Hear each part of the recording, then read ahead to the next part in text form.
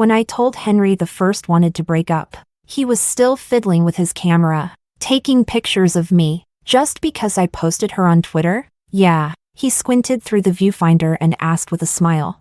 So how long is the breakup this time? A week? 2? Don't make it too long, or I might forget about you. We had known each other for 11 years. He didn't really believe I would ever leave him, but this time, I meant it. After the college entrance exam, he applied to a university in City A, and I chose the one farthest away, in the southern city. From then on, mountains and miles apart. No more intersection. Chapter 1. In the cafe. The shutter made a crisp sound. Henry looked down at the photo he'd just taken of me and smiled softly. I'm saving these for our wedding slideshow. I even have a name for the series, my bad-tempered wife who tried to break up with me 100 times. I kept a cold face. Not in the mood for his jokes. Why is it I can never capture the right vibe when I shoot you? But when I took those random shots of Laura the other day, they looked like a magazine spread. Clearly, he wasn't taking the breakup seriously.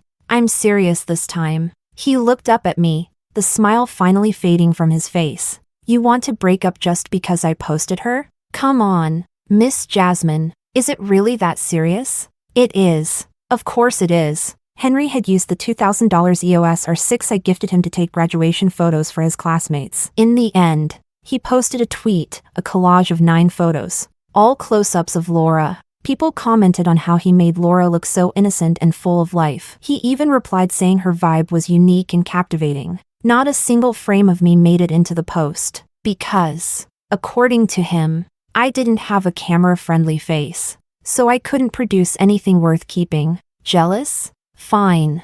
I'll take more photos of you and make a new post just for you. His tone was like coaxing a child throwing a tantrum. I took a deep breath. You don't get it. What I want isn't your post. I get it. I get it. Fine, I'll delete the tweet. Happy now? I shook my head, tired of him pretending not to understand. You want to delete the post? Then can you send me the original photos too? Laura had shown up at the cafe without us noticing. She didn't ask and just sat down beside us. Sensing the tension, she immediately asked, "Did you piss Jasmine off again, Henry?"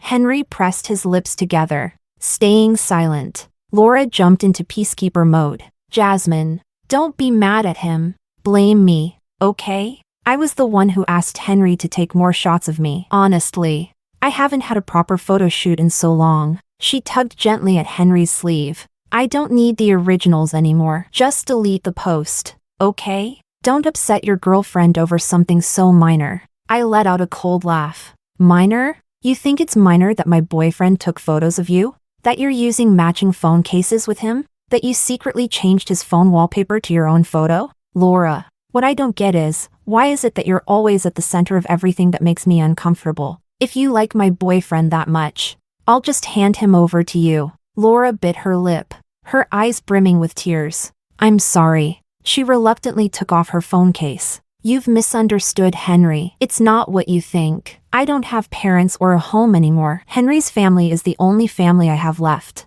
She placed the phone case down, and her tears started to fall. Henry glanced at me and scolded. If you've got an issue, take it out on me. She didn't do anything wrong. Why are you hurting her like that? He snatched the phone case and shoved it back into Laura's hands. And suddenly, I found the whole thing completely dull. Chapter 2. I stood up and left the cafe. I didn't want to stay and listen to Henry coax her. I never thought that one day, even our breakup would be handled so casually. That evening, a friend had invited me to a murder mystery roleplay game. I didn't want our breakup to make things awkward for everyone, so I forced myself to go. When I arrived at the door a few minutes late, my friends were already complaining. Jasmine's mad again. Isn't she? Are you two fighting again?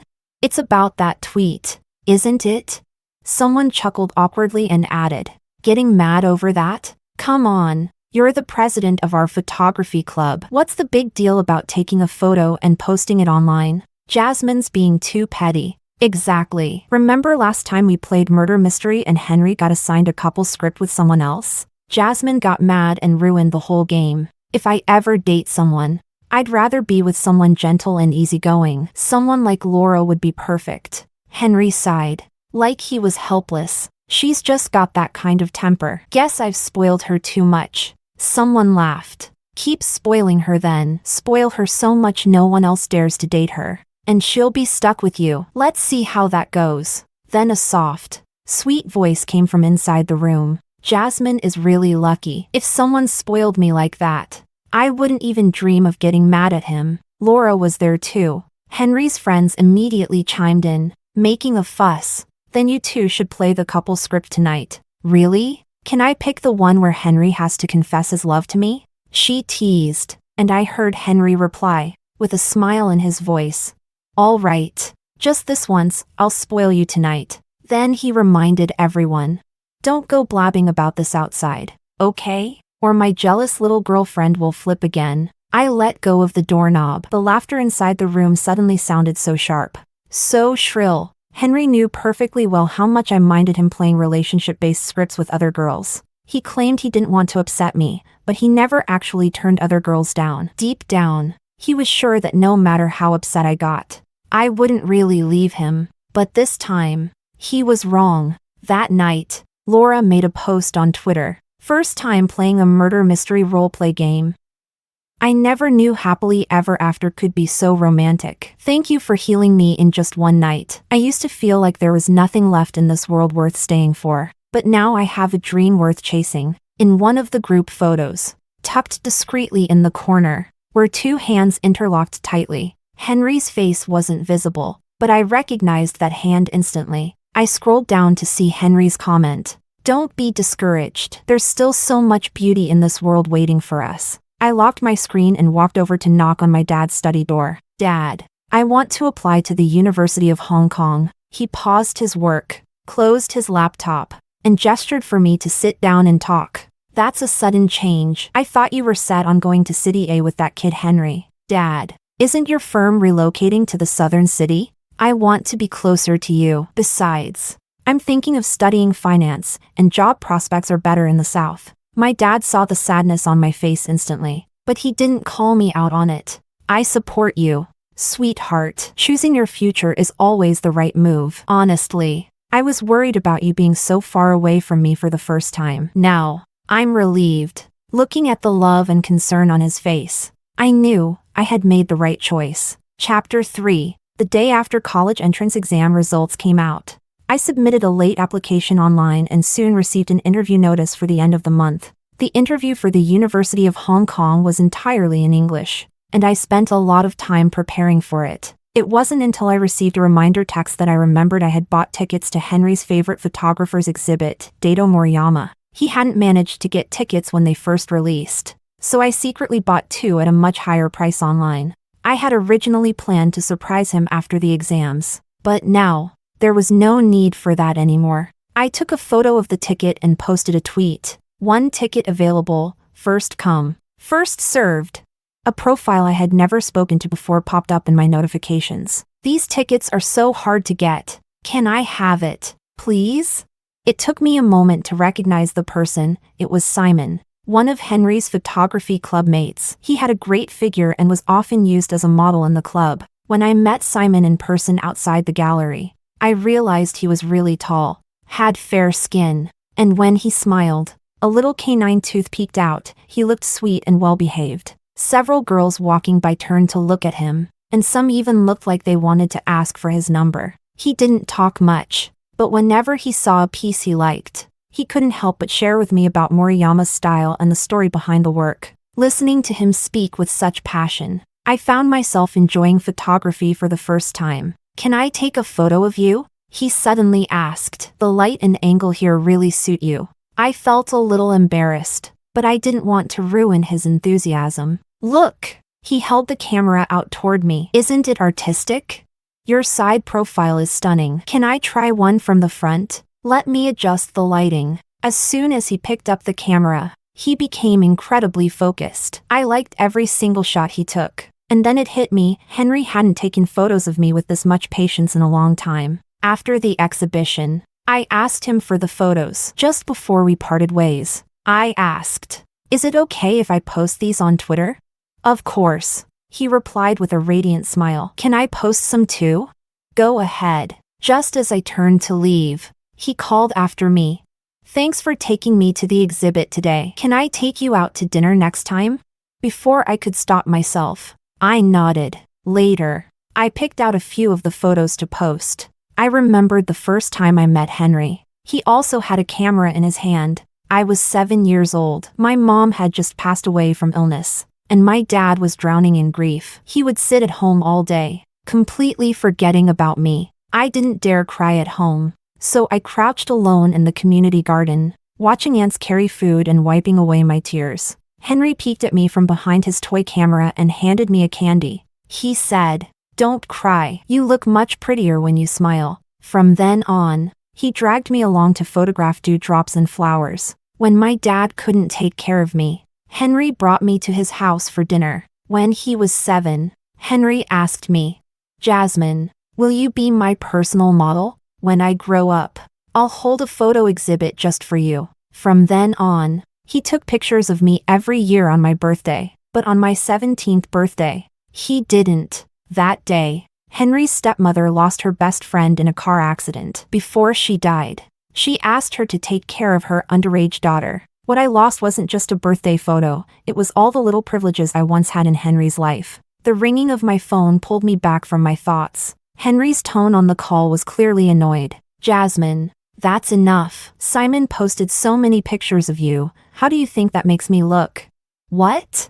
Don't play dumb." I can't believe he actually went along with it. The guy's basically the hottest guy on campus. Who would believe he's into you?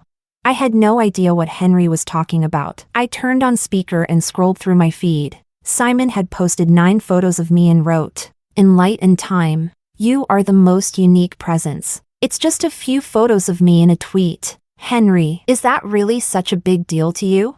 He was momentarily speechless. I couldn't help but find it funny, so he didn't know how awful this kind of thing feels. Then I heard a knock through the phone. "Henry, can you help me zip up my dress? I can't reach it." Laura's voice. I chuckled softly. "Go on. Don't keep Laura waiting. Wouldn't want her to catch a chill." Chapter 4. After hanging up on Henry, I posted the tweet I had left in draft. "In light and time, it's your presence that makes it special." Simon liked the tweet within seconds. His message popped right to the top again. "I forgot to ask, which university are you planning to go to?" I replied, "I'm applying to the University of Hong Kong. Not sure if I'll pass the interview." Simon sent a cheerful sticker. Then, "You got this." After I replied, the comments under my tweet blew up. I just came from Simon's post. "OMG, what is going on here? So beautiful, babe. This photo set is stunning. Starting today, I'm officially shipping you too." I quickly started replying to explain. Even the next day at our class president's teacher appreciation banquet, people were still asking about Simon taking photos of me. I said tiredly, "He's in the photography club. It's just a few pictures. What's the big deal?" Henry sat diagonally across from me, his face dark, holding a cup of milk tea. Laura leaned in and took a sip from his cup, then said quietly, "It's too cold. Hold it for me, okay?"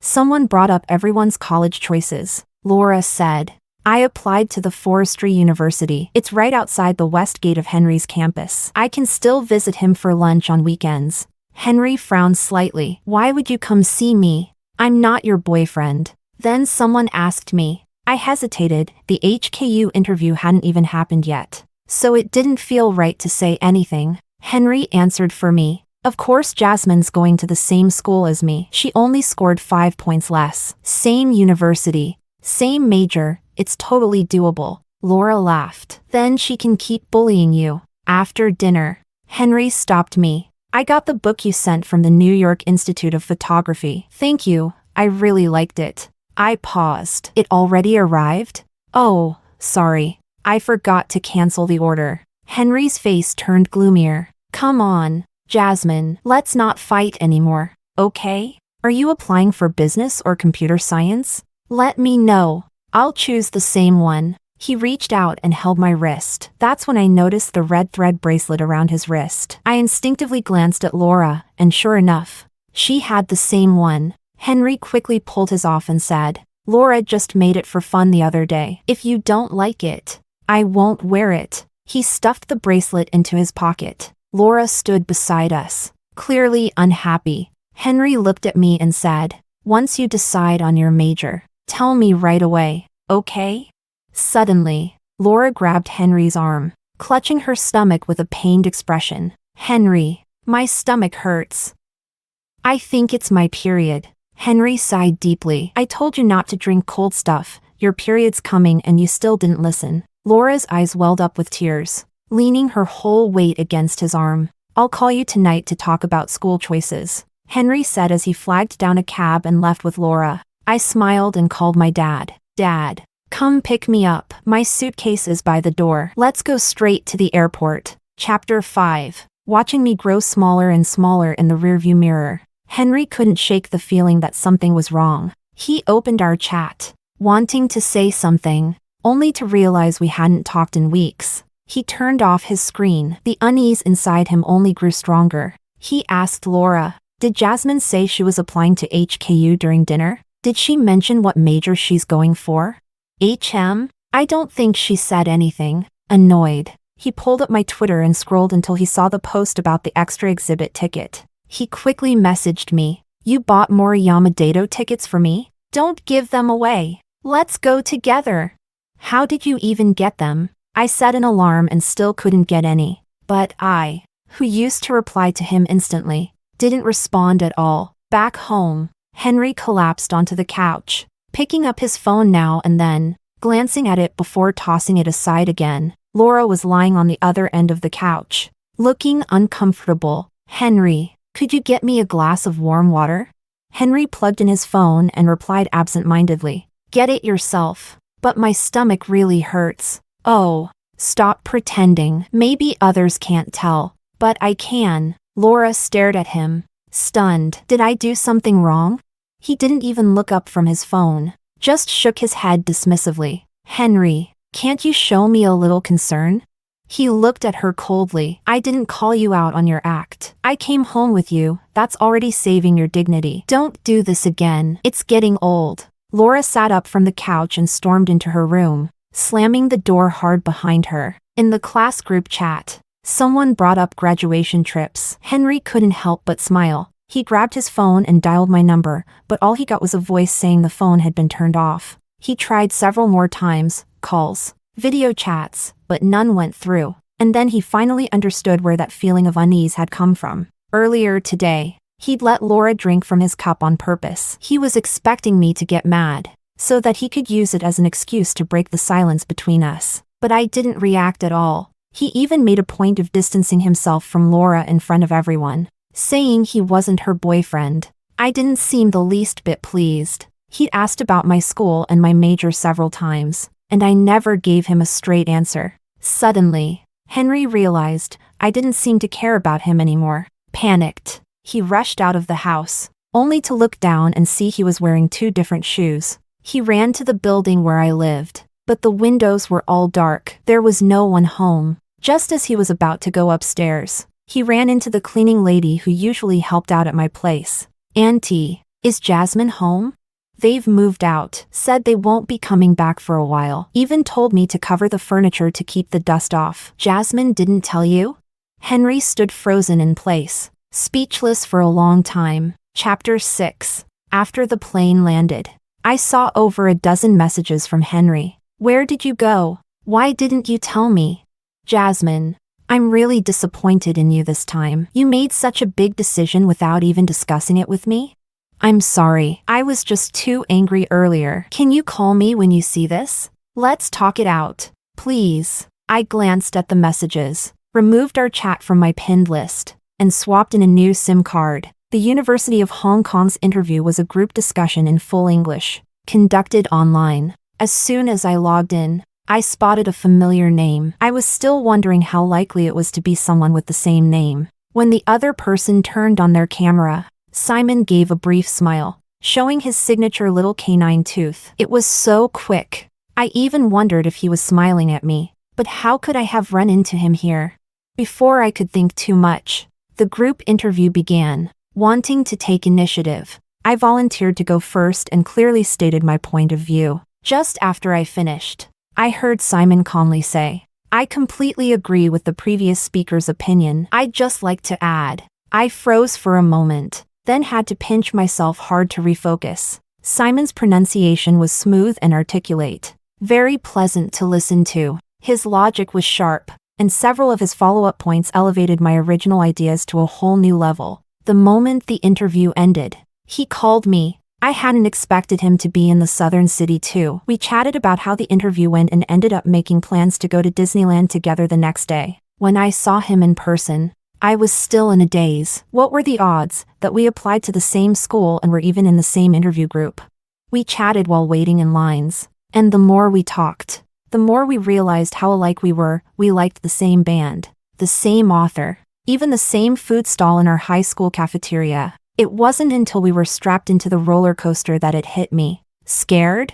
He reached out his hand to me, but I was too shy to take it. The ride began to reverse, then suddenly accelerated. I couldn't help but scream. A hand gripped mine, firmly, reassuringly. For a moment, I couldn't tell whether my heart was racing because of the roller coaster or because of him. When we got off, I couldn't stop my tears from welling up. I turned my face away, not wanting him to see me cry, but he pulled me into a hug, gently patting my back. Deep breaths. Slow your heart down. I struggled slightly, and he let go, a trace of disappointment flashing across his face. You were hugging too tightly, I whispered. I couldn't breathe. He looked down, gave a shy little laugh. Then I'll hold you looser next time. I nodded, and suddenly felt at peace. After the roller coaster, Simon held my hand and never let go. We went from ride to ride, just like any other couple in the park. When the fireworks lit up the sky, Simon leaned close to my ear and whispered, "So we're boyfriend and girlfriend now, right?" My face flushed red hot, and I didn't know how to respond. Thinking I was dodging the question, he leaned in closer, his breath brushing right against my ear. "Jasmine, don't tell me you're still thinking of going back to that cheating ex?" "Of course not." I shook my head like a bobblehead. Only then did he smile. "I'm heading back tomorrow. If you don't give me an answer tonight, I won't be able to sleep." "Then, when will you come back?" "My boyfriend?" Fireworks lit up the night sky, and in the glow reflected in his eyes, I couldn't look away. Chapter 7. If all went well, Simon would return to the southern city in a month, but I didn't expect a month to feel this long. Being in a long-distance relationship during the honeymoon phase made us both incredibly awkward. Every day, like human time clocks, we'd report our schedules to each other from morning till night. When neither of us went out, we'd sync up, listening to the same playlist, reading the same book, ordering coffee from the same brand. One day after swimming, I noticed my fitness watch showed exactly 520 kilocalories burned. I thought it was a cute coincidence and casually posted a photo on Twitter. By the time I finished showering and drying my hair, the post had already exploded with comments. "Just came from the campus heartthrobs page, OMG, I'm freaking out. Is this your official announcement? I've got my popcorn and soda ready, someone spill the tea. What's happening? Please tell me this is real. I'm officially your fan now, you two are too sweet together."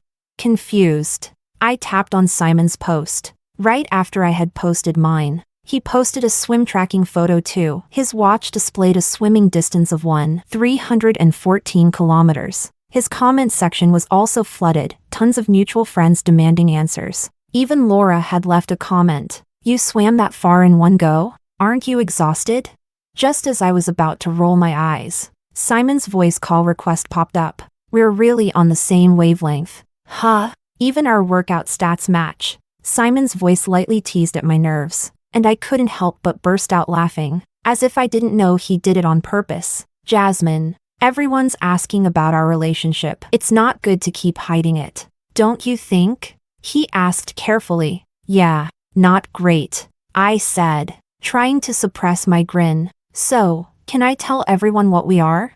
"Nope," I replied, deliberately teasing him. "Huh?" His voice instantly turned pouty. "You're not still thinking about someone else, are you?" "Simon, don't be ridiculous," I said seriously. "Let's pick the best photo of us, okay? We need to post it together." "Really? Hold on." Simon immediately ended the call and sent over 7 or 8 selfies for me to choose from. I held my phone, smiling uncontrollably. I picked a photo of us under the Disney fireworks and posted it with a tweet. "Wish us well." Simon followed with a stream of heart emojis, then posted the exact same tweet. And just like that, the alumni group chat exploded. Among all the blessings, one comment stood out, a string of question marks and exclamation points. It was from Henry. Then, one of Henry's friends screenshot my tweet and posted it in a private group chat. @Henry, are you guys really over? Damn. I thought Jasmine was just throwing a tantrum. Wait, they actually broke up? Looks real to me. I just saw Simon's tweet too. Wait, Jasmine's in this group. Did you guys post this in the wrong chat? And then, one by one, I saw them start deleting their messages. So there's another group chat without me. Huh, how cute. I exited and deleted the chat. But then Henry started a voice call. Chapter 8. I picked up the call, but Henry didn't say a word. Wrong number? Just as I was about to hang up, he finally spoke. His voice faint. So you're finally willing to answer my call. Guess you're not mad anymore. All right. Go ahead and delete the tweet now. Otherwise people are gonna think it's real. I truly couldn't understand Henry's logic. I posted it openly because I wanted to share it. Why would I delete it? You're actually serious about being with him? Yes. He went silent for a long time before squeezing out a sentence. Jasmine, you really don't want me anymore? We've been broken up for over a month. Isn't it normal for me to be dating someone new? Henry hung up. A few nights later, just after I said goodnight to Simon, I received a video from Laura. In the video, Henry and a group of friends were in a karaoke room, completely drunk. His friends were trying to stop him. Henry, enough. You keep drinking like this, and something bad's gonna happen. Seriously, is Jasmine really worth all this? Shut up. Henry smashed a beer bottle, shards of glass scattering everywhere. If you really can't let go, then go get her back. You've known each other for 11 years. She definitely still cares about you. I don't know how to open my mouth. Henry let out a long sigh. 11 years. How many 11s do you get in a lifetime? How could she be so heartless? As he spoke, Henry collapsed to the floor. People around him cried out in panic. His arm had been slashed by the broken glass, blood running down in thin streaks. I didn't understand why Laura sent me that video. She followed up with a message. Did you see that? Doesn't it break your heart? Henry's such a good person, and look what he's become because of you. I'm honestly devastated. Let him go. If you really care about him, disappear from his life. I'll heal the damage you left behind. Bit by bit. Reading her words made it feel hard to breathe. Just because I didn't cry, didn't break down, didn't drink myself unconscious, did that mean I wasn't hurt in this relationship? Laura, it was you and Henry who damaged this relationship, so don't go playing the victim and turning it around on me. I'm blocking you both, and I'd appreciate it if you never appeared in my life again. After that, I deleted both Laura and Henry from my contacts. I wanted nothing more to do with either of them. One Saturday afternoon, my dad got a call at home. After hesitating a moment, he said he'd think about it and hung up. Henry's in trouble. His mother is hoping you'd come back to see him. My dad frowned slightly. If you don't want to go, then don't. I don't want my daughter to be emotionally manipulated by anyone. Whatever happens to him, that's on him. I was deeply grateful for how firmly he protected me. But Henry's mother had looked after me when I was little. Since she had reached out, it didn't feel right to refuse. It's okay, I'll go. It's better to talk face to face and get closure. My dad went with me back home. I never expected Henry to be in such a state when I saw him again. Chapter 9. The door to Henry's room was ajar. Laura was sitting on the edge of the bed, holding a bowl of soup. Try some, okay? I went to the market early this morning with the housekeeper to buy fresh ribs. You're still recovering. Bone broth is good for healing. Henry turned his head away, refusing to even look at her. Henry, wake up. You can't keep going on like this. Jasmine broke up with you. She doesn't want you anymore. Don't you get it? Henry froze at those words, then suddenly began to sob. Leave me alone. I said don't bother me.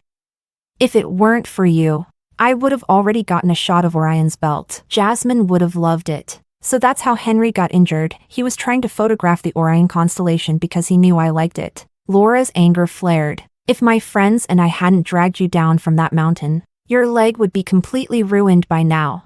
You did all that for her, so what? She doesn't care. She already has a new boyfriend. Look at who's by your side taking care of you now. Why can't you look at me? Henry sighed. Helpless. Laura, I told you the very first time you confessed, I like Jasmine. I always have. To me, your family, you're like a little sister. I've never thought of you any other way. Laura's voice choked with tears. If you didn't feel anything, then why did you remember my period cycle? Why did you help zip my dress late at night? Why did you hold my hand during the murder mystery game? Henry was stunned for a few seconds, then muttered. Those were small things. I didn't think you'd misunderstand. Small things? Henry, you were playing with my feelings. You deserved to be dumped.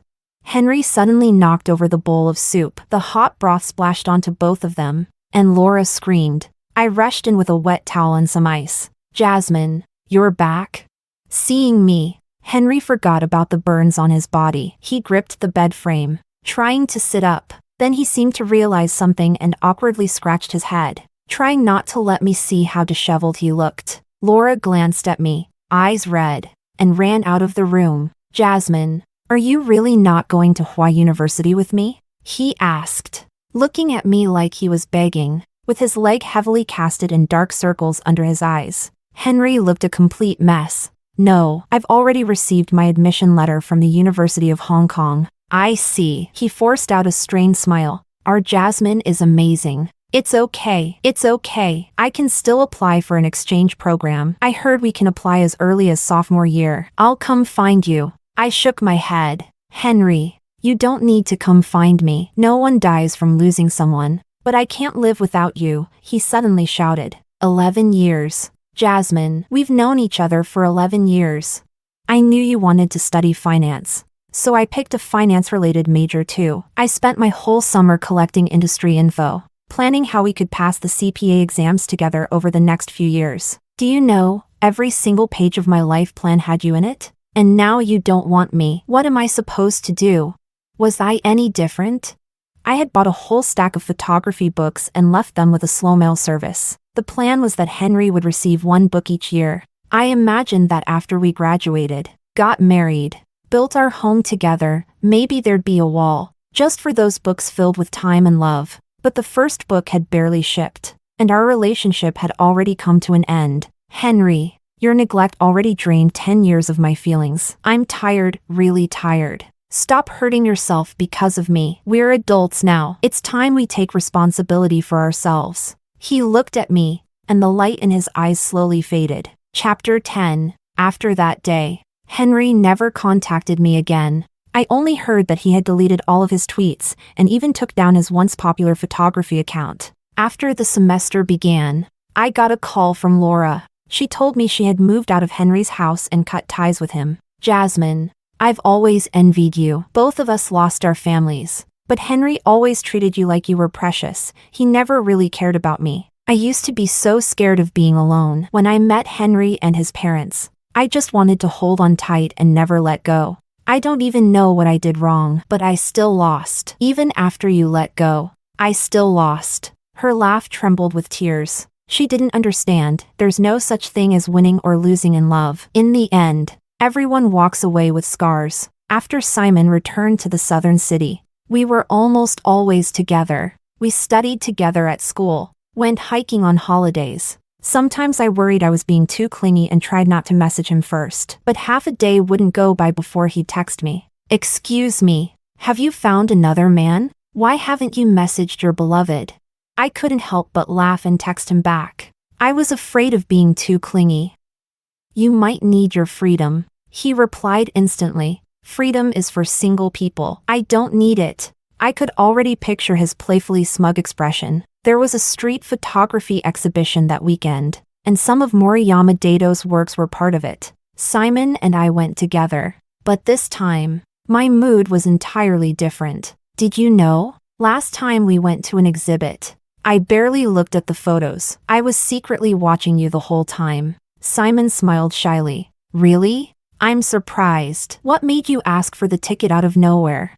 I had to work up so much courage just to send that message. Oh. I stared at Simon curiously. I thought you really liked Moriyama Dato. You told me so much about his creative process that day. I really enjoyed listening. Simon flashed his little canine tooth in a grin. Well, yeah, I stayed up until midnight doing research so I wouldn't mess up the next day. My heart skipped a beat. So, Simon didn't go to the exhibit because of Moriyama Dato. Could it be he went for me? Here, this is for you. He suddenly pulled out a custom-made postcard. I took it and looked closely. The person in the photo looked familiar. Is this me? He nodded. That's you back in sophomore year, under the ginkgo trees at school. It was a crisp autumn day. You were standing in the sunset, glowing. Sorry, I took the photo without asking. It ended up winning my first photography award. That photo was even selected to be printed as a postcard. I knew you had a boyfriend, so I never dared to confess. I secretly added your WeChat but never said a word. I'm actually really grateful to Moriyama Dato. Because of him, I finally had the chance to say, Jasmine, I love you. I stood there stunned, eyes slowly filling with tears. I hugged Simon, looking down at the postcard in my hand. I suddenly felt, maybe everything really did happen just the way it was meant to. Story 2. On the third attempt to save Samuel, he abandoned me once more, choosing to give his life for Regina. The system asked, would you like to start the fourth round and continue to prevent the fate of the second male lead dying for the heroine? Before this, I had already spent 12 long years completing the task. I bore countless scars, both seen and unseen. Yet, in every loop, at the brink of his death, Samuel would hysterically shout at me, stay out of my way. If you stop me from saving Regina, I'll hate you for the rest of my life. This time, I shook my head. I'm tired. I won't take the mission again. Acknowledged. Program disconnection will commence in 10 days. During those 10 days, I cut all ties and let go of everything. I no longer cared where Samuel went or what he did. I let him continue drowning in Regina's embrace, claiming that these 10 days without my interference were the happiest of his life. But on the day I left, Samuel returned to find the house emptied. He froze for the first time. His face turned ashen. His voice trembled as he asked me, Lisa, where are you going? Are you leaving me? If you leave, what will I do? Chapter 1. Young man. Starting a street stall at such a young age. Kids these days have too much pressure with their studies. It's not surprising they start working early. This was Samuel's second day running a stall, selling pancakes and fried dough sticks. He looked too young for the crowd of seasoned vendors around him, elderly men and women who had been in the business for years. Compared to them, he stood out awkwardly. On just his second day, some passers-by began speculating about his backstory, another young man who couldn't handle school and dropped out to hustle on the streets. But they didn't know the truth. Samuel had willingly given up his studies. He gave it all up for Regina. After the heroine, Regina, broke up with the protagonist, Ryan, she discovered she was pregnant. Determined to keep the baby, she refused to get a job or ask for help. So Samuel stepped in. He gave up his graduate school placement as a medical student, dropped out, and started a street stall to earn money. He didn't care about the grueling effort he had put into his studies over the past 4 years. Host. The third attempt at the mission has failed. The system spoke in my ear, its voice tinged with regret. According to the current storyline, Samuel will be fatally stabbed by a group of troublemakers at his stall in 10 days. Would you like to start the fourth loop immediately? Another failure. I had been stuck in this world for 3 loops, each spanning 4 years, 12 years in total, and I still hadn't managed to save Samuel from dying for Regina. I stayed silent for a moment, watching Samuel from a distance as he flushed with embarrassment, apologizing profusely to impatient customers. I'm so sorry. It's my first time running a stall. I'm still learning. Please bear with me. My honey's pregnant, and I had to start working. Life's hard, so I'd really appreciate your support. I looked down at my own hands, scarred and weathered. These hands had flipped pancakes and fried dough sticks for 4 years. Through freezing winds and endless early mornings, they had helped fund Samuel's college education, and now, it had all been traded for a hastily written withdrawal letter. I still remember the year Samuel started college. I stood outside the campus gate delivering his lunch when I overheard his friends teasing him. "Hey, man, you're a top student. Why'd you settle for a girlfriend with just a high school diploma? You could do so much better, and she's just some pancake seller." All they saw was a street vendor who got incredibly lucky to have such a smart, caring boyfriend. What they didn't see were the long days and sleepless nights I spent earning money to support his education and his living expenses. But now, Samuel had dropped out of school without hesitation. He treated the 4 years of my hard work and genuine love like a joke, discarding them as if they were nothing, knowing full well that everything he had, his tuition, his meals, his clothes, came from the money I earned flipping pancakes. He decided to follow my example to earn money for the heroin. I almost wanted to laugh. "System, send me home. I'm done with this mission," I said firmly. The cold mechanical voice responded. "Acknowledged. Program termination is in progress. Host will exit the program on the day of the male lead's death. In 10 days. Just as the system finished speaking, I looked up and unexpectedly met Samuel's gaze. The surrounding crowd continued to praise him for being responsible and caring toward his honey, but he stood frozen for a moment before quickly untying his apron and running toward me. "Please, let me explain," he said hastily. There were too many people around, and I didn't know how else to explain. I had to say Regina was my honey. I didn't mean to. I smiled faintly and interrupted him. "It's okay. This time." His voice caught unexpectedly in his throat, silencing him mid-sentence. Chapter 2. After a long silence, he finally spoke again. "Honey, I'm glad you understand me." I watched his back as he hurriedly returned to his pancake stall, and I couldn't help but feel an urge to laugh. In his world, the 4 years of our shared struggles were nothing compared to a child Regina was having with another man. So this was what it meant to understand him. At noon, he had to deliver a meal to Regina. Since becoming pregnant, Regina had moved out of the university dormitory and was now living in a small apartment off campus. The rent? Samuel paid for it. He carefully packed a nutritious meal, but when he turned around, he saw me eating a dry, stale steamed bun. Perhaps out of guilt, he uncharacteristically explained himself. "Regina is pregnant and needs proper nutrition. Don't worry, honey, once she has the baby, I promise you won't have to eat like this anymore." Originally, our life didn't need to be this tight, but Samuel had chosen a high-end apartment for Regina. The monthly rent,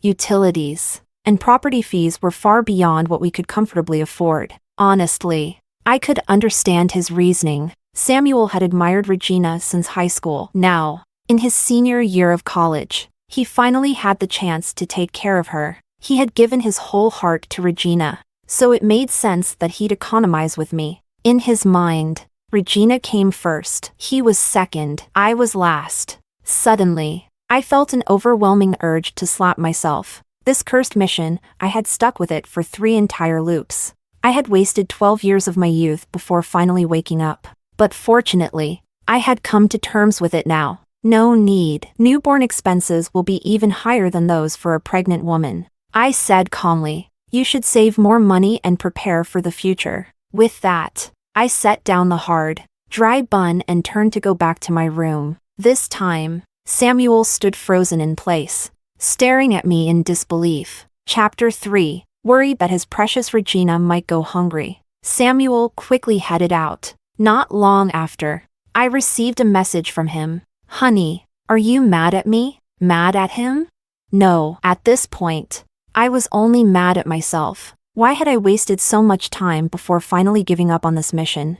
In the first loop, I had gone to the same medical university as him and the heroine. Regina, struggling academically, became a victim of a predatory professor. Samuel, furious, decided to take matters into his own hands and dragged me along to confront the professor. But the professor turned out to be a lunatic. He pulled a knife and held both me and Regina hostage. Without hesitation, Samuel rushed to save Regina. In the ensuing chaos, I ended up with a cut on my arm, while he was fatally stabbed in the chest. The second male lead died. The mission failed, and I moved into the second loop. In the second loop, I became their classmate again. In our senior year, Regina missed out on a guaranteed graduate placement by just 1 point. Samuel knelt before me, begging me to give up my spot for her. When I asked him why he couldn't give up his own spot, he explained it was because he wanted to stay in graduate school to continue taking care of Regina. I refused, furious. He drank himself into a stupor and went out. That night, at a quiet intersection, he was hit by a car and died instantly. I asked the system why his death always seemed so coincidental. The system told me that as long as Samuel's heart remained with Regina, he would never escape his fate of dying for her. So, in the third loop, I gave up on academics entirely. I worked tirelessly for 4 years, hoping my sacrifices would show him my devotion. But now I know the truth. All this time, I had been nothing more than a fool, exposing my heart to someone who didn't care. The messages kept coming. Honey, Regina's health is fragile. Last time I delivered her meal late, she nearly fainted and had to go to the hospital. Her life is at stake. I can't not worry about her. When her pregnancy progresses, there will be even more expenses. Honey, have you considered helping me with the stall again? I closed my eyes, turned off my phone, and didn't reply. The day he officially dropped out of school, we had a huge argument. I shut down my stall as well. I had worked to give him a better future, and now, he wanted me to continue sacrificing for a woman who had nothing to do with me? I called on the system. After I fail the mission, will another transmigrator be sent to change Samuel's fate? The system's mechanical voice responded coldly. No, if the host doesn't start the fourth loop, the world will freeze, and the second male lead will permanently die in 10 days. Perfect. A strange, bitter satisfaction welled up inside me. If he loved dying for the heroine so much, then let it be. Never again. Chapter 4. It wasn't until late that evening that Samuel returned. But he wasn't alone. He was supporting Regina, her swollen belly prominent under the dim light. I frowned as I noticed the bandages wrapped around Samuel's arm. Before I could say anything, Regina rushed over, tears streaming down her face. Lisa, it's all my fault. I'm so sorry. I accidentally set the frying pan on fire, and he got hurt trying to protect me. I focused on the bandages, noticing patches of burnt, blackened skin that weren't fully covered. This was the hand of someone trained in medicine. If it had been before, I would have spent the entire night crying over his injury. But now, I simply said, "Oh," with indifference. "Lisa." Samuel hesitated, nervously glancing at me. Regina's place caught fire. Could she stay with us for a few days? Just a few days. I promise. Once her apartment is repaired, she'll leave immediately. His tone was careful, almost pleading, as though afraid I might blow up. After all, in the past, we had argued countless times because of Regina. But this time, I interrupted him. Fine. Samuel froze in place, his expression stunned. He opened his mouth, about to say something, but a voice from behind him cut him off. "Oh, Lisa, you're so understanding after all." Regina tugged at Samuel's sleeve and added with mock surprise. "You made her sound so unreasonable in private. But clearly, she's not like that at all." She shot him a playful glare before turning back to me with a sweet smile. "Lisa, thank you so much. Once you two get married, I'll make sure he treats you well. If you ever feel wronged, make sure to tell me." "He wouldn't dare disobey me," Regina said sweetly, her tone dripping with false sincerity. She ended her statement with a sugary smile, as if everything was perfectly natural. I stared back at her, expressionless. Even after 3 loops, I realized I still couldn't stomach her overly manipulative demeanor. A wave of genuine disgust rose from deep within me. I let out a cold chuckle and ignored them, heading back to my room to continue packing my things. After all, there were only 10 days left until I left this world for good. I planned to use that time to return everything that tied me to this life, and perhaps, to quietly celebrate that I'd never have to see this perfect couple again. Samuel quickly followed me, stopping right in front of me. "Honey, why are you packing your things?" He seemed anxious, probably assuming I was upset with him again. "I already told you," he said hurriedly. In a few days, I'll send Regina back to her place. But before he could finish, a loud slam echoed from the living room. Regina was angry. I knew exactly why. This had happened in the previous 2 loops as well. It was all because Samuel, in front of her, had called me honey, and that was something Regina couldn't stand. I chuckled softly and counted to 2 in my head. Sure enough, 2 seconds later, Samuel realized what was happening. Panicked, he turned and dashed out of the room. As he ran, he kept calling out, "Regina!" How predictable. There you have it. No matter the time or place, his first choice would never be me. Once the house was finally quiet again, I dialed the landlord's number. "Hello," I said calmly, scanning the room. I took in the sight of the small home that Samuel and I had shared for the past 4 years. Starting next month, I won't be renewing the lease. Chapter 5. Regina ended up staying in our home, in the center of the living room. The couple photos of me and Samuel were replaced by her solo artistic portraits. The cabinets I had picked out were now covered with her favorite cartoon stickers. Even the corner of the balcony I loved most had been transformed into Regina's cozy little study. I watched him rearrange everything like I was observing a circus performance. Once he was done with the redecorating, he spent yet another significant amount of money. After meticulously preparing Regina's custom meal plans every day, he reduced himself to eating leftovers. I watched it all, taking everything in, but I didn't contribute a single penny to help him. It was fine. The more her things filled this home, the less he'd notice my belongings disappearing little by little, and he certainly wouldn't realize that his life was ticking down toward its end. Samuel, just go ahead and die. With that thought in mind, I maintained my calm, day by day, leaving early and coming back late. I had saved a small amount of money from my stall before, and I was determined to spend it all within these 10 days. If I didn't use the money, I certainly wouldn't leave it for them. On the 7th day of the countdown, I ran into Samuel outside a fancy restaurant. He froze for a moment,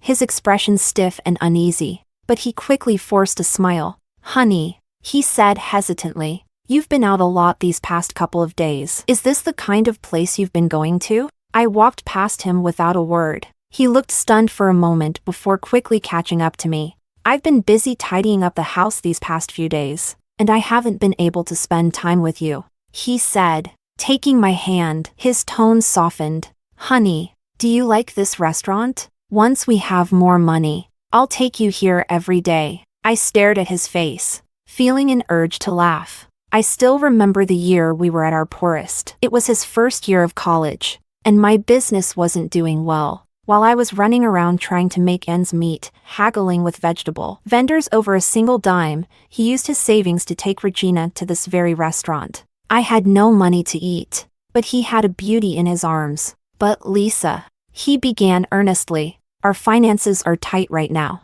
You know, pregnant women have high expenses. Regina was raised in comfort and can't endure hardship. Let's wait until things get better before indulging, okay?" His gaze was sincere as he looked at me. Thanks to him, I was suddenly yanked out of the flood of humiliating memories that had been consuming me. I nodded. "This restaurant is indeed excellent," I said. Then I pulled my hand away from his. "I'll make sure to visit it often and enjoy it." Samuel froze in place. He stared at me, incredulous, opening his mouth several times to speak but ultimately falling silent. After a moment of awkward tension, he raised his arm, showing me the burn marks on his wrist. "Honey, this is from when I burned myself flipping pancakes to earn money. It's been days, and you haven't even noticed." He probably thought I'd feel sorry for him, like I always had. But what did that have to do with me?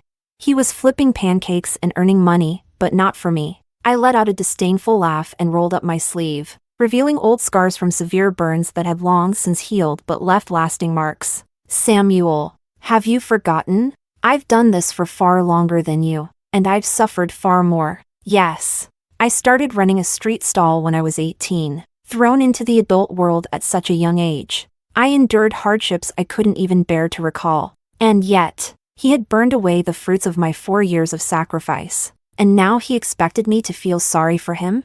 Sure enough, his face turned deathly pale the next moment. "Honey, I knew it. You're still mad at me. Tell me what I can do to make it up to you. Don't stay angry. It's bad for your health. Before he could finish, his phone rang suddenly. His phone was always set to speaker mode. So the moment he answered, I clearly heard the voice on the other end. Samuel, there's a mouse in the house.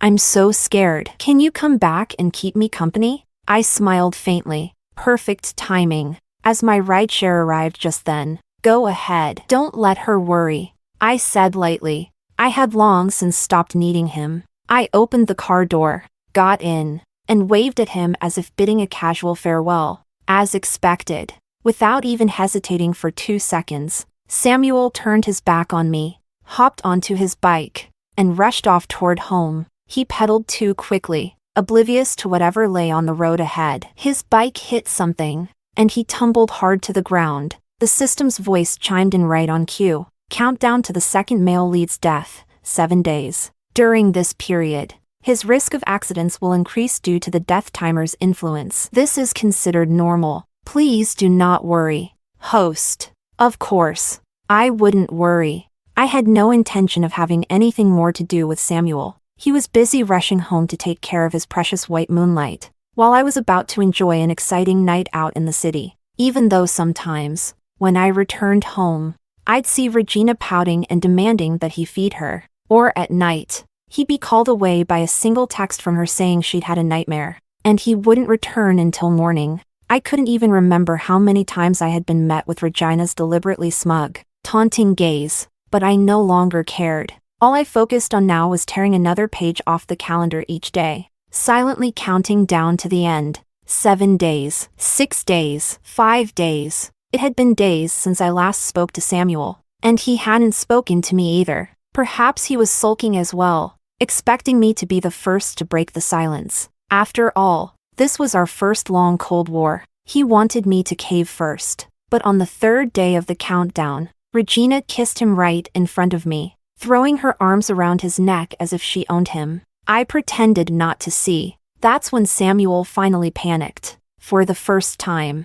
he shoved Regina away and cornered me in my room. Lisa, what's your problem? Do you have to act like this? What did I do wrong? What have I done that's so unforgivable to make you treat me like this? I coldly shook off his hand. He was the one who ruined his future for someone else. He was the one who got intimate with someone else. Without love. Even speaking to him felt like a disgrace to myself. Now all I wanted was to get through these final 3 days without any more trouble. But before I could fulfill that wish, Regina came looking for trouble herself. And the cause? That kiss. Chapter 6. On the second to last day, I had barely left the house when I received a call from Regina. She told me that something seemed to be missing from the house while both Samuel and I were away. Lisa, she said sweetly, I know you installed a camera in the living room, but I don't know how to use it. Can you come back and help me? I had no choice but to return. But as soon as I got home and turned on the footage, the first thing that appeared on the screen was the scene from yesterday, Regina and Samuel being intimate on the living room sofa. She was curled up in Samuel's arms, pouting and demanding he feed her. Samuel, is Lisa upset with you these past few days? Is it because of me? Should I go apologize to her? At the mention of me, Samuel's movements noticeably stiffened. His tone turned cold. No need. She's ignoring me. And honestly, that's better. Without her nagging me, these past few days have been the happiest I've had. Expressionless. I turned off the footage and glanced at Regina, who was smiling beside me. So, you do know how to work the camera? Showing me this on purpose, was it fun? Regina blinked innocently. Now that it was just the two of us, she dropped her pretense, her smile fading into a smug, unfiltered look of provocation. Lisa, it's been 4 years, and you still haven't won his heart. Sorry to tell you this, but he's mine now. She rested a hand on her slightly swollen belly, her tone dripping with condescension. After all, I don't want to raise this child alone. I let out a cold laugh. Unwilling to argue with her, I grabbed my coat,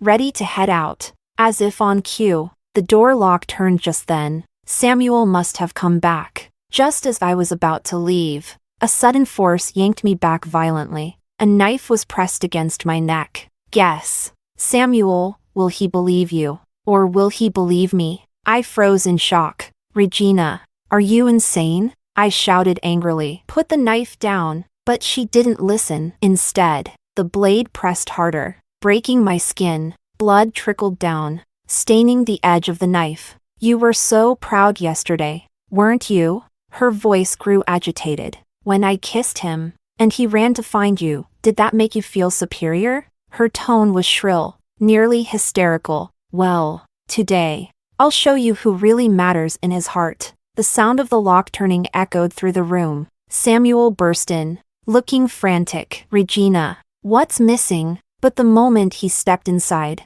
he froze. What he saw was me on the ground, Regina standing over me, and a bloodied knife lying nearby. Samuel dash! Regina's face instantly changed as she threw herself into his arms, tears streaming down her cheeks.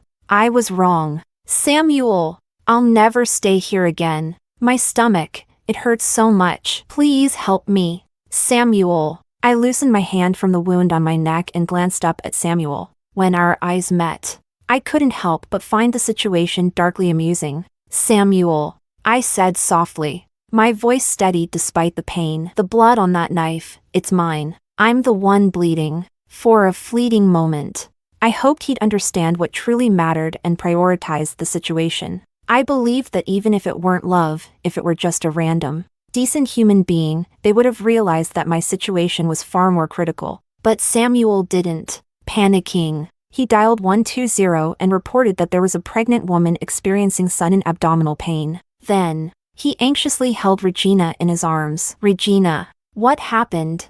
I'm sorry. I'm so sorry. Regina sobbed. I accidentally messed with the camera settings, and Lisa got mad. Samuel glanced at the monitor. When he looked back at me, his gaze turned colder, almost icy. Lisa, is this fun for you? I've told you so many times. Once her apartment is fixed, I'll send her back. How can you be so vicious as to hurt a pregnant woman? How ridiculous. So utterly ridiculous. I pressed a hand to my bleeding wound, silently asking, System, am I in danger?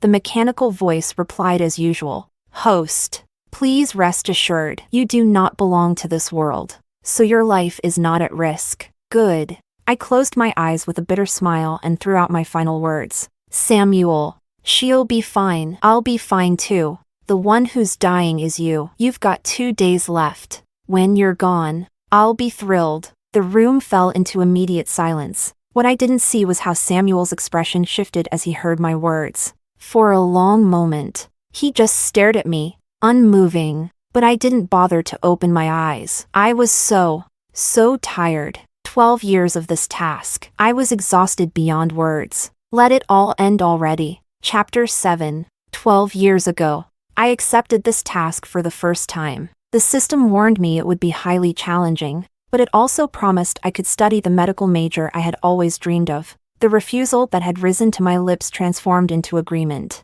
Back when I was filling out college applications, I had missed the cutoff for medical school by a single point and was reassigned to another major. Becoming a doctor had always been my dream, the greatest regret of my life. So, when I was placed into that high school and first met Samuel, I couldn't have been happier. Let's study together and get into a good university, okay? He looked at me, the new transfer student, with a surprised expression. You don't hate me? Samuel had a hard time in high school. He was often bullied by the class troublemakers. They mocked him because he was a top student, poor, and overly honest. Rumors, pranks, and outright harassment, all of it turned the entire class against him, except for Regina, who occasionally spoke to him out of politeness. I smiled and kicked away the trash those bullies had thrown onto his desk. What's there to be afraid of? I'm here to help you. Do you believe me if I say I'm a goddess? With me here,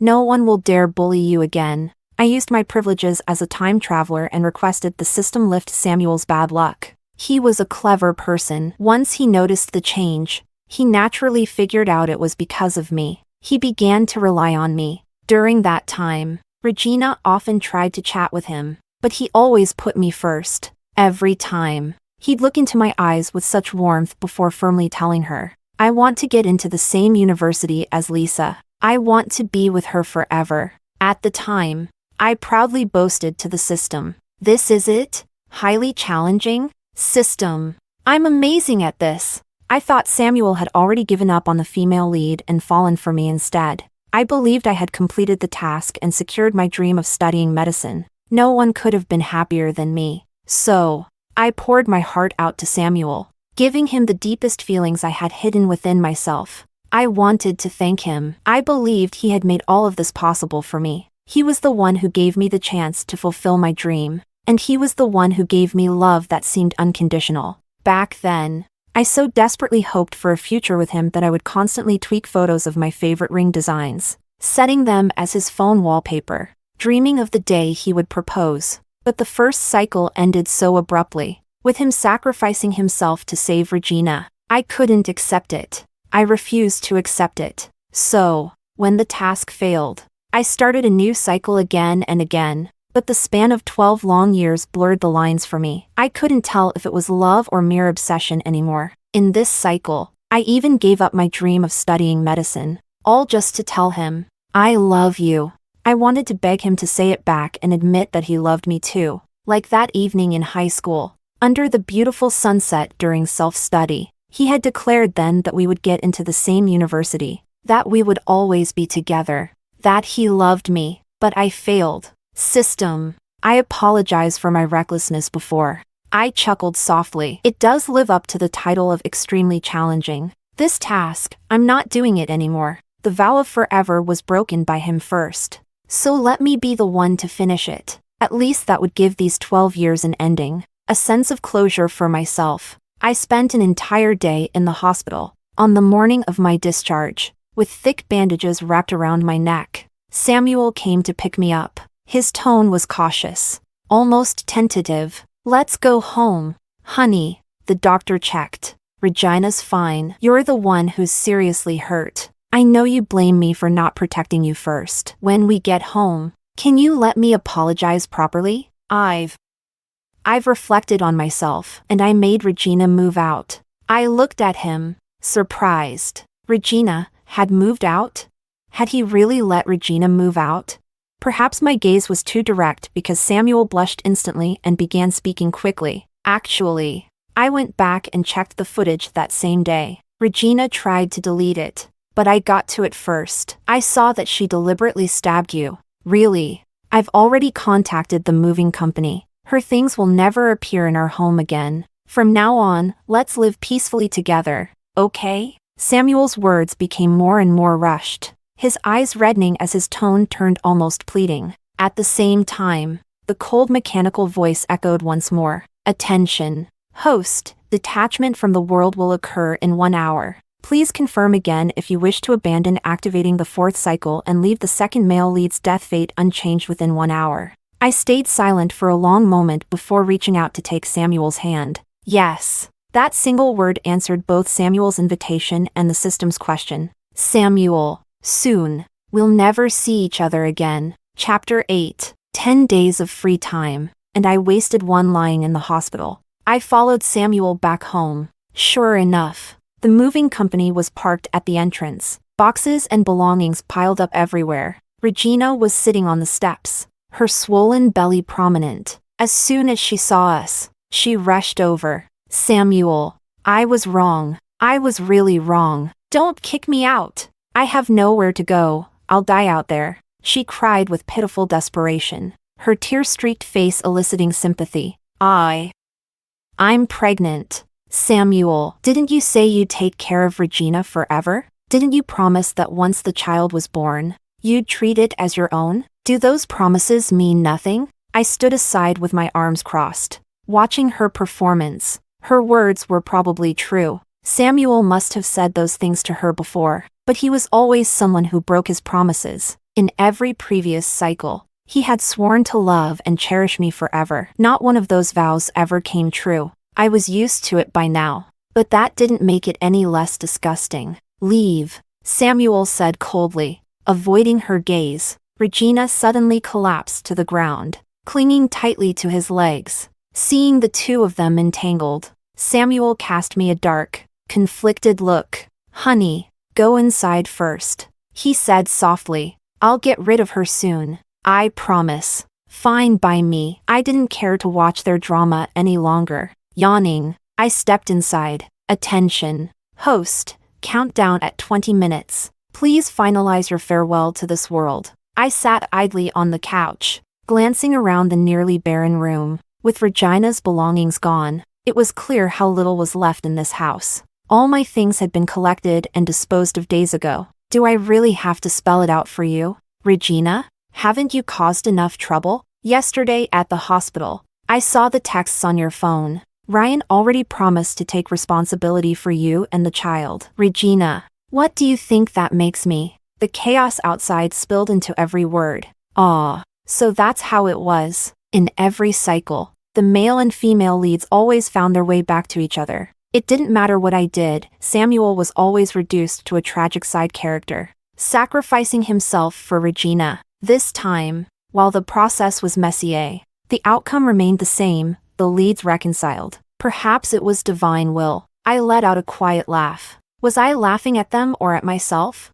Samuel, like me, gave everything and ended up with nothing. Serves him right. But as I laughed, I suddenly realized something. It had been a long while since there was any sound from outside. When I looked up again, Samuel was already inside the house. His face was pale as a sheet. He glanced around the room, taking in everything. Before, Regina had filled the house with her things. Now that they were gone, the emptiness was undeniable. Finally, he noticed. This home was nearly bare, and there was nothing of mine left. Honey, he stammered, his voice shaking.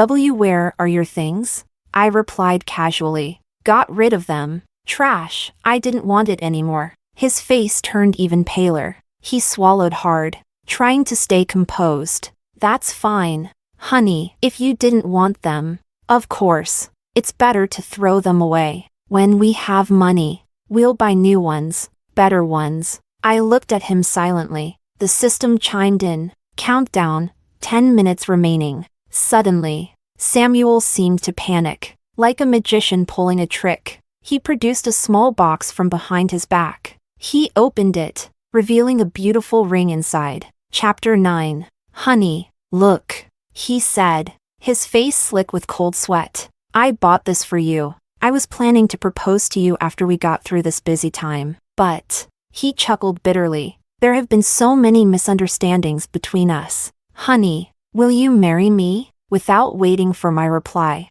he grabbed my hand hastily, trying to slide the ring onto my finger. Countdown, 9 minutes remaining. Samuel's hands began to tremble suddenly. The ring slipped from his grasp and rolled onto the floor. Panicking, he bent down to pick it up, only to hit his head on the edge of the coffee table. Finally retrieving it, he knelt before me, his hands shaking violently as he slipped the ring onto my finger. Honey, do you like it? He looked at me with eyes full of hope. Countdown, 8 minutes. His body stiffened again. Honey, he practically shouted, tears streaming down his face in an instant. I'm sorry. I know I've done so many terrible things. I'm sorry. Honey, we'll have a future together. We'll start over. Won't we? Countdown, 7 minutes. The entire time, I just watched him silently. With every broadcast from the system, his panic grew more evident. I simply smiled, saying nothing. But now, I suddenly felt like asking him something. Samuel, I touched the ring on my finger and smiled. You remembered the style I liked. The ring was the same design I had set as his phone wallpaper during the first cycle. So, he actually remembered. He heard. Countdown, 6 minutes. I reached up to touch Samuel's face. Do you regret it? You died for her twice, and now you're about to die a third time. In the first cycle, the police were almost there. If you had chosen to save me first, the professor's knife wouldn't have pierced your heart. In the second cycle, if you hadn't fought with me, if you hadn't gotten drunk, you wouldn't have died in that car accident. Samuel, have you never regretted it? His face turned even paler, but he didn't deny it, nor did he question it. He remembered everything from the 3 cycles, but he still chose to treat me as a clown, a joke to toy with. Countdown, 5 minutes. Honey, listen to me. He clutched my hand tightly, so firmly that it hurt. This is the last time. Honey. Tears fell from his eyes, one by one. In high school, I was bullied. Regina was the only one who helped me. When I was beaten in the restroom, she was the one who told the teacher. For 3 years, she saved me 3 times, until you appeared. So, his hands trembled violently again. For so many years, my feelings for her weren't fake. But now, I only want to repay the debt for those 3 times she saved me. There's no future for us anymore. Countdown, 4 minutes. I laughed softly, almost incredulously. I remembered how, back in the first cycle, I used my authority as a traveler to remove Samuel's fate of being bullied. The system had reprimanded me harshly for it. The mission wasn't even complete, and I had already used a privilege. There was a price for doing so, and the price was that, even if I succeeded in completing the mission, I would receive no reward. But I didn't care anymore. Being able to study medicine in this world, my lifelong dream, was reward enough. I had loved Samuel deeply. Once, I had everything. But dreams always end. No matter how long you linger in them, when you wake up, you should never stay attached. Countdown, 3 minutes. Please take note. Host. I gently slid the ring off my finger and placed it back in the box. Samuel, when I asked if you regretted it, I really meant to tell you, I don't. And now, I sincerely hope for your death. Samuel suddenly pulled me into his arms. No, no, honey, don't leave me. We'll have a 4th cycle, right? You were lying earlier, weren't you? We'll have a future, won't we? His embrace tightened unbearably. Hot tears fell onto my shoulder. The system's glowing ring appeared, descending over me. He froze, staring at me in shock. Countdown, 2 minutes. Error, error. System notification, task completed. The male secondary character will no longer sacrifice himself for the female lead. Congratulations. Host, you are the first to complete the task in the final 2 minutes of the countdown. You are now eligible to confirm your exit and receive rewards. Your use of traversal privileges in this cycle will incur no penalties. A bug has been identified. Upon reboot, the male secondary character may retain memories. Thank you for reporting this. The system will recalibrate accordingly. Countdown, 1 minute. Do you confirm your departure from the world? I smiled and answered without hesitation. Confirm. Samuel was completely silent now. His hands flailed helplessly, trying to grasp something, anything, but the glowing ring had already created an impenetrable barrier. He fell to the ground, curling up in a pitiful heap. The ring's light shielded me from everything, even sound. All I could see was his devastated expression and his mouthing words. It seemed to be, "Don't leave me, please. I beg you. Honey, don't leave me." System confirmation complete. Host number 4572 has successfully completed the task and confirmed departure. The world has been frozen. Congratulations on completing a high-difficulty strategy task. Welcome to your next journey. System number 3 is delighted to continue serving you. All the worlds disappeared. Before me was the same passageway I had arrived through. Walking forward would take me back to my real home, back to my reality, where I'd have to face the major I didn't like, work at a job I despised, and endure my parents forcing me into endless blind dates. But suddenly, it all became clear to me. Even when I studied medicine, I would have discovered many things that didn't match my idealized vision. The beautiful university I dreamed of also had its share of hidden rules and corruption. The man I thought I loved deeply turned out to be nothing more than a skilled actor. I thought I had gained everything. But now, looking back, maybe my real life wasn't so bad after all. People always romanticize the paths they haven't taken, unaware that their current path still holds many flowers, waiting to be discovered. It was a pity, though, that Samuel, inexplicably, had a change of heart at the last second and severed his connection to the female lead. He didn't die after all, but that no longer mattered to me. Slowly, I walked toward the light ahead. Reality. Here I come.